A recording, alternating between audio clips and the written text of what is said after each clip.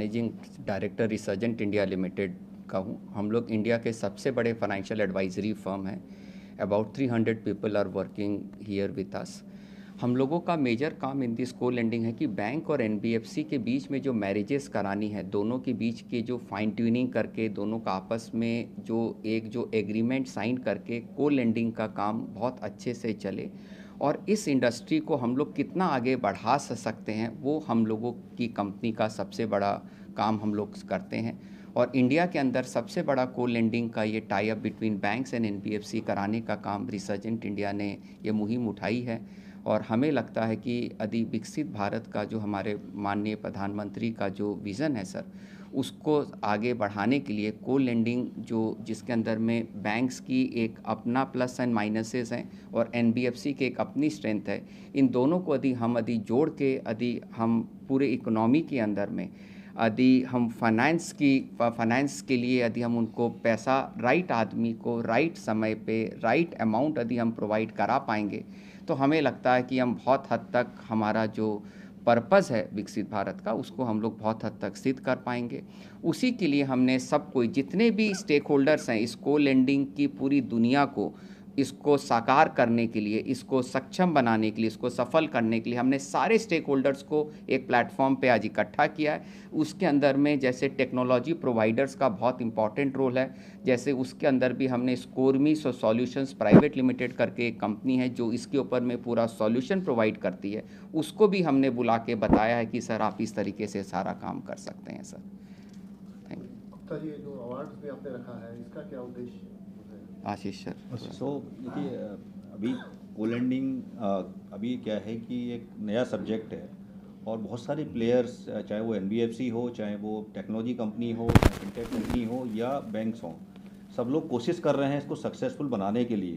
तो जो लोग सक्सेसफुल बनाने के लिए कोशिश कर रहे हैं उनको एनकरेजमेंट करने के लिए कि how they should encourage and what good they are doing so that other should know, हम लोगों ने ये अवार्ड प्रोग्राम ऑर्गेनाइज किया है। और हमारा कोशिश भी यही है कि जो अवार्ड जो हम लोग दे रहे हैं उसमें जो लोग जिन्होंने नॉमिनेशन के लिए अप्लाई किया, उनको जो डिजर्विंग कैंडिडेट्स हैं जिन्होंने कुछ ना कुछ को लेंडिंग के अंदर अच्छा काम किया है, उनको ये अवार्ड दिए जा रहे हैं। और इसमें 11 अवार्ड्स हैं, जिसमें मेन जो अवार्ड है, एक तो है कि बैंक जो आउटस्टैंडिंग बैंक ऑफ द को लेंडिंग, जिसका सबसे ज़्यादा उन्होंने अच्छा परफॉर्म किया है को लेंडिंग के अंदर। दूसरा है आउटस्टैंडिंग एनबीएफसी इन द को लेंडिंग। फिर हमने इसमें जो हमारा ये समिट का पर्पज था वो था कि प्रायोरिटी सेक्टर लेंडिंग और the lending which is for the rural और दी फाइनेंशियल इंक्लूजन। तो जो हमने अवार्ड दिया है वो फाइनेंशियल इंक्लूजन के लिए दिया है कि कौन सा एनबीएफसी या कौन सा बैंक फाइनेंशियल इंक्लूजन में सपोर्ट कर रहा है अंडर को लेंडिंग, तो वो एक अवार्ड है। देन टेक्नोलॉजी कंपनीज के लिए अवार्ड है कि टेक्नोलॉजी कंपनी जो काम कर रही हैं उसमें कौन बेटर कर रहा है और किसका मॉडल सक्सेसफुल चल रहा है, उसके लिए अवार्ड है। सो इस तरीके से ये अवार्ड दिए गए हैं mainly for the encouragement of the industry people, so that the good work should be recognized by any organization which will help to the others to encourage and to grow further in that ladder. जैसे आपको बताऊं कि जैसे अभी तक 5 साल में हमने 1 लाख करोड़ का को लेंडिंग के तहत हमने अभी तक लोन दे पाए हैं। मिनिस्ट्री ऑफ फाइनेंस का अभी एक विज़न है कि नेक्स्ट 3 साल के अंदर में 15 लाख करोड़ होना चाहिए। तो फिर ये 15 लाख करोड़ करने के लिए हमको जितने भी जो स्टेक होल्डर्स को सबको इनकरेज करना, सबको इसकी महत्व बताना, और उसी चीज़ के लिए जैसे आशीष जी ने कहा कि एफआई ने इसको अवार्ड कैटेगरी भी रखा है कि जिससे लोग थोड़े से इनकरेज हो के वो 1 लाख करोड़ का बिज़नेस हम कैसे, भारत सरकार का जो विज़न है इसको 1 लाख करोड़ को कैसे 15 लाख करोड़ कर सकते हैं, उसमें हम सब जो भी यहाँ बैठे हैं उसमें हमने थोड़ी सी चेष्टा करी है। और हम एश्योर करते हैं कि सर इस 15 लाख करोड़ के टारगेट को अचीव करने के लिए हम सब भरसक प्रयास करेंगे और कोशिश करेंगे कि सर हम 15 लाख करोड़ नेक्स्ट 3 साल बाद जब आपके साथ मिलें, और एवरी ईयर जब भी हम आपके साथ में मुलाकात हो तो हम आपको एक अच्छे टारगेट के साथ में अच्छे बिजनेस का नंबर हम आप लोगों को दे पाएँ sir. Thank you so much. Thank you so much. Thank you. नमस्कार सर। आज का जो कार्यक्रम है हम लोगों ने को लेंडिंग के ऊपर में हमने आयोजित किया है। ये सर बैंक और एनबीएफसी के बीच में किस तरीके की लेंडिंग और किस तरीके की क्या रिलेशनशिप स्टैब्लिश होगी सर, ये उसके ऊपर अब बातचीत हो रही है। 5 साल पहले रिज़र्व बैंक ऑफ इंडिया ने एक गाइडलाइंस लेके आए थे, जिसके तहत में रिज़र्व बैंक ऑफ इंडिया ने ये बताया था कि सर बैंक और NBFC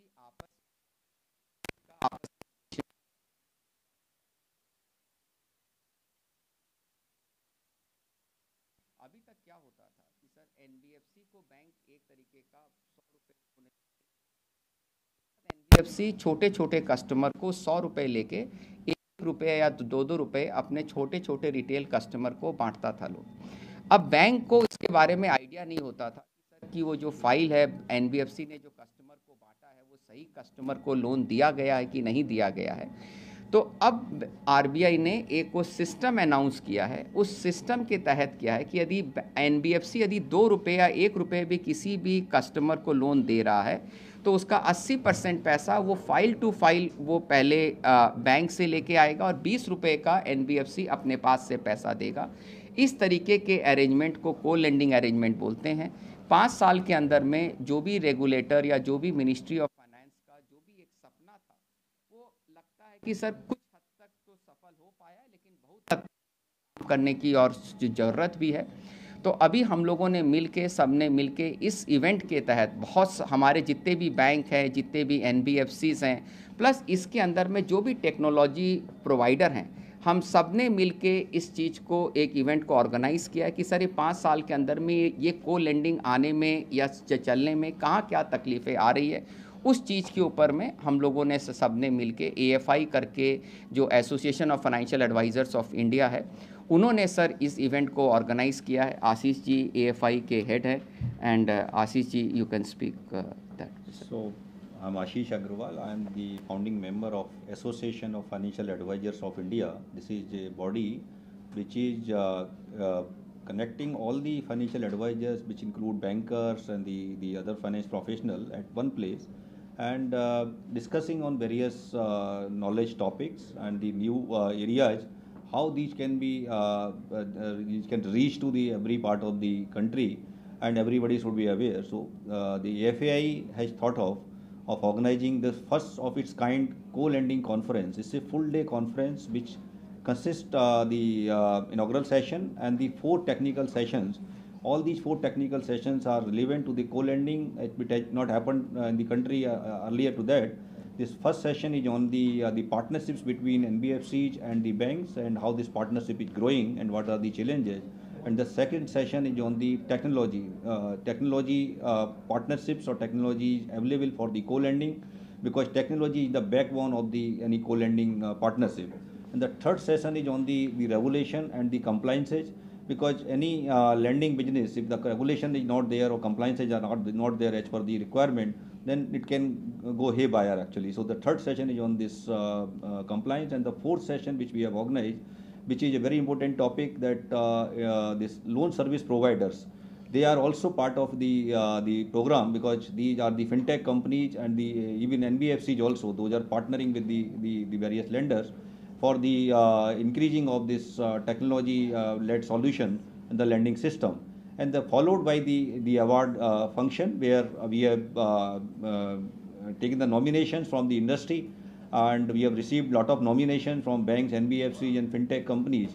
So we have announced the category of 11 awards in the different part of the categories, and we have a very good jury which has independently evaluated all these awards, all the nominations, and they have decided to give the awards to the right candidate according to the whatever the nomination forms were there. And the jury has done very hard work to announce these awards. And there was a tough competition between 2-3 players, and so these awards will be announced today evening. So this entire co-lending event is a first event of AFAI, and we are thinking to organize such event every year, so that all stakeholders should come at one place and then can take the benefit of this event. SIDBI is doing the co-lending for the MSME customers. The ultimate purpose of the co-lending model, as you all are aware, for the flow of credit to unserved and underserved segment of the economy at affordable cost. So these things we have to keep in mind, that the ultimate purpose of this model is fulfilled by providing the affordable credit to the MSME segment. And as you all know, without the development of MSME sector, the mission of our country, this ambitious mission that we have to make our country Viksit Bharat 2047. So with the development of MSME sector, the co-lending model will play a great role in the providing the credit flow to the MSME sector, because you know in the MSME sector so many customers are there which are out of this formal credit flow, and they are not able to get the formal credit from the banks. So with this model, with leveraging the reach of the MSME sector and with the leveraging the low cost fund of the bank, will be able to fulfill the ambition of the RBI and the ambition of the government of India. That's all. Thank you. Sir. Myself, CM Kumra. I am heading Digital Lending Department in Bank of India. As far as co-lending is concerned, we all know this journey started around 5 years ago. During this period, what we saw that NBFCs have developed a niche in the areas or in the segment particularly related to RAM. They have developed platforms through which the KYC or the due diligence part, assessment part, and the lending part can be done very easily. The team has been developed from the underwriting to the end of journey. So ultimately what we see in the times to come, it is a win-win situation for the NBFCs and the banks, and ultimately for the customers for which RBI has formulated this policy. So we see forward a very good times under co-lending in the times to come. Thank you. I am K.K. Gupta here, Director, Association for Financial Advisors of India. The main purpose of the association was to create a awareness among the entrepreneurs. For that aspect, every month, association is holding a virtual conference, virtual meeting, where we are telling the various scheme of the Government of India launched for the SME sector. And the banker are being invited in such webinars. So we are also holding one webinar every month with the ICICI Bank, and we are popularizing the scheme of the banking sector, how they can go to the bank and avail the facilities. Major aspect is the rural finance. So about 6 crore SME sector is there. 6 crore numbers are there. So 95% are in a rural places. That means after co-lending, the people will be benefited because the NBFC has a reach to the rural places. So definitely they can approach them, and as Mr. Jyoti already told you, that 1 lakh crore already sanctioned or disbursed by the banker, because 80-20 is the issue is there. So for that, the association is playing very important role for creating awareness among the entrepreneurs. Thank you. नमस्कार, मेरा नाम प्रवीण किनी है। मैं महाप्रबंधक हूँ central bank of India से, और इस आज का जो कोलेंडिंग सम्मेलन है, मुझे खुशी है आप लोगों को बताने के लिए कि कोलेंडिंग के क्षेत्र में आज की तारीख में सेंट्रल बैंक सबसे अव्वल नंबर पर है। और हमारे इसका जो मैं श्रेय देना चाहता हूँ हमारे MD sir Shri MV Rao को, जहाँ पर उन्होंने इसको जो बिज़नेस मॉडल के तहत उन्होंने ये अडॉप्ट किया सेंट्रल बैंक ऑफ इंडिया में, और आज हम 30 से ज़्यादा अधिक एनबीएफसी से पार्टनरशिप कर चुके हैं ऑलरेडी, और हमारा जल्द से जल्द लक्ष्य है कि हम इसे 50 से पार करें। और जैसे मेरे बाकी साथियों ने भी कहा कि विकसित भारत का जो लक्ष्य है, और इसके लिए बहुत महत्वपूर्ण है कि हमारे जो बोलते हैं अंतिम जो लास्ट जो पंक्ति पर जो हमारे जो कस्टमर्स जो ग्राहक होंगे जिसको इसका जो लाभ होगा, तो उस लाभ के लिए डेफिनेटली बैंक का जो बहुत बड़ा रोल होगा वो एनबीएफसी के साथ उनका जो पार्टनरशिप के लिए और इस कोलेंडिंग के माध्यम से। सो नेचुरली हम चाहेंगे कि अधिक से अधिक आने वाले समय में हमारा सेंट्रल बैंक का इस पर योगदान होगा, और हम चाहेंगे कि मिलकर एनबीएफसी से ये बहुत उसको सफल बनाएंगे। धन्यवाद सर। मैं रमेश कुमार हूँ, महाप्रबंधक राष्ट्रीय कृषि और ग्रामीण विकास बैंक नाबार्ड जो कहलाता है।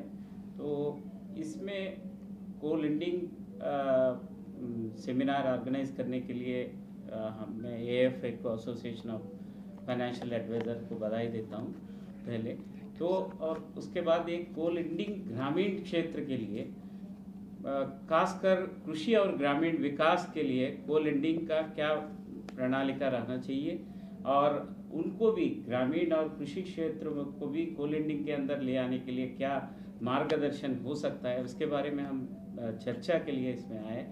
तो हमारा किसान और ग्रामीण क्षेत्र के जो लोग हैं इससे को लेंडिंग के ज़्यादा से ज़्यादा बेनिफिट ले सके, उसके लिए क्या प्रणालिका रहना चाहिए, उसके लिए हम चर्चा करने के लिए इस वर्कशॉप में। Namaskar. My name is Kirti Timara Gowder. I represent IIFL Finance. We are a large retail-focused NBFC. We are a first-generation NBFC. So when co-lending as a policy was announced by RBI, it was a big boon for us because we wanted to grow asset-light. Especially about today, thanks a lot to the Association of Financial Advisors because I think this is a first of its kind. I don't think we have had a co-lending dedicated conference so far. And there are a lot of people who are involved in this. It's not just the banks and NBFCs, there are LSPs, there are technology providers, there are DSAs, there is like the whole financial ecosystem. So it is really nice to see that we have everybody here because co-lending is a win-win-win. Win for bank because they may not have the bandwidth to go and give a 50,000 rupee, 1 lakh rupee loan somewhere in the rural areas. It's a win for an NBFC because it is like a constant money on tap for us, right? It's a long-term partnership. And it's a win for a customer because what we have seen is in co-lending, customer usually gets loan at a slightly lower rate than in a normal NBFC loan. So yeah, it's a win-win-win partnership. Thank you sir. मैं